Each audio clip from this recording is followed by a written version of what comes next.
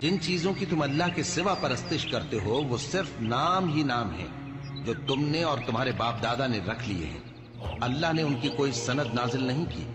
سن رکھو کہ اللہ کے سوا کسی کی حکومت نہیں ہے، اس نے ارشاد فرمایا ہے کہ اس کے سوا کسی کی عبادت نہ کرو، یہی سیدھا دین ہے، لیکن اکثر لوگ نہیں جانتے۔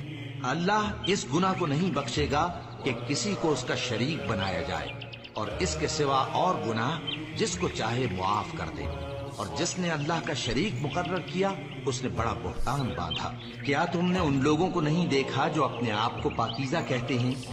نہیں، بلکہ اللہ ہی جس کو چاہتا ہے پاکیزہ کرتا ہے، اور ان پر دھاگے برابر بھی ظلم نہیں ہوگا۔ دیکھو یہ اللہ پر کیسا جھوٹ طوفان باندھتے ہیں، اور یہی کھلا گناہ کافی ہے۔ بھلا یہ قرآن میں غور کیوں نہیں کرتے؟ اگر یہ اللہ کے سوا کسی اور کا کلام ہوتا تو اس میں وہ بہت سا اختلاف پاتے۔